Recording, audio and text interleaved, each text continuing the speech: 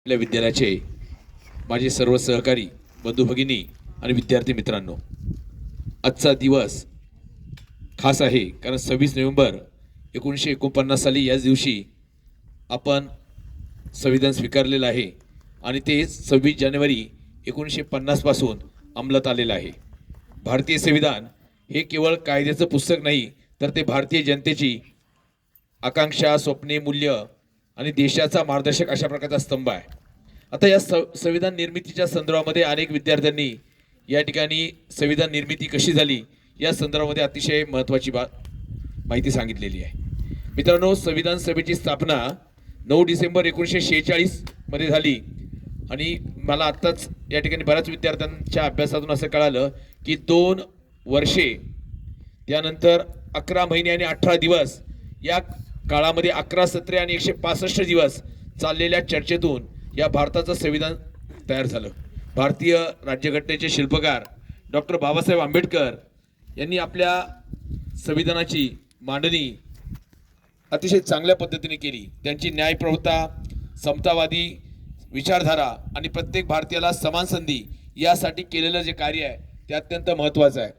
संविधानाची वैशिष्ट्ये जर पाहिजे म्हटली तर आत्ताच काही मुलांनी सांगितलं की जगामध्ये सर्वात मोठं, सर्वात शक्तिशाली अशा प्रकारचं संविधान हे भारताचं आहे। त्याचबरोबर समता, स्वातंत्र्य, बंधुता आणि न्याय या मूलभूत तत्वांवर आधारित जगातील सर्वात मोठे अशा प्रकारचे लिखित संविधान हे भारताचं आहे। त्यामध्ये सर्व धर्म, जाती, समुदाय आदर देणारा धर्मनिरपेक्ष राष्ट्राचा पाया, त्याचबरोबर केंद्र आणि राज्यामध्ये संतुलन राखणारी संघीय रचना, प्रत्येक नागरिकाला संरक्षण देणारा मूलभूत अधिकार, नागरिकांना जबाबदारीची जाणीव देणारी मूलभूत कर्तव्य, अशा प्रकारचं त्या ठिकाणी संविधानामध्ये माहिती दिलेली आहे।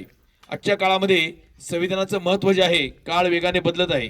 तंत्रज्ञान, विज्ञान, अर्थव्यवस्था, समाजव्यवस्था सगळीकडे परिवर्तन घडत आहे। अशा काळामध्ये आपल्या संविधानातील मूल्य आपल्याला योग्य दिशा दाखवतात। भेदभाव न करता सर्वांशी समान वागणं, कायद्याचा आदर करणं, पर्यावरणाचं संरक्षण करणं, वैज्ञानिक दृष्टिकोन राखणं, स्त्री पुरुष समानता बाळगणं, देशाच्या एकतेसाठी योगदान करणं, ही मूल्य आपण केवळ पाठ्यपुस्तक ठेवायची नाही, तर ती आपण आपल्या वर्तनात आणायची आहेत। शाळेमध्ये भविष्यातील जबाबदार नागरिकांची कार्यशाळा म्हणजे शाळा असते।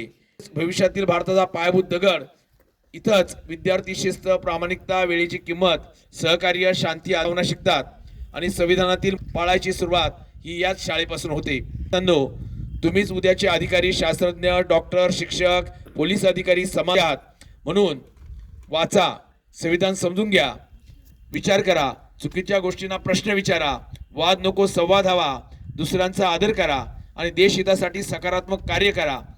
संवैधानिक मूल्यांवर आधारित समाज निर्मिती। आज आपण सर्वांनी एकच संकल्प करूया, जात, भाषा, धर्म, प्रांत या भेदांवर मात करून एकतेने राहूया, कायद्याचं पालन करूया आणि सजग नागरिक बनूया। स्वच्छ, शिक्षित आणि प्रगत भारतासाठी काम करूया आणि संविधान मूल्य, प्रत्येक मूल्य जे आहेत ती आपण आपल्या आचरणात आणूया। शेवटी संविधान निर्माते, स्वातंत्र्य सैनिक आणि आपल्या देशासाठी आयुष्यभर कार्य करणाऱ्या सर्व महान व्यक्तींना मनपूर्वक वंदन। आणि संविधान केवळ कागदावरील शब्द नाहीत, तर ते भारताचा श्वास आहे। चला तर आपण जय संविधान, जय भारत या घोषणेसह आपण सर्वांनी देशहिताच्या कार्यासाठी स्वतःला सिद्ध करूया। जय हिंद, जय संविधान।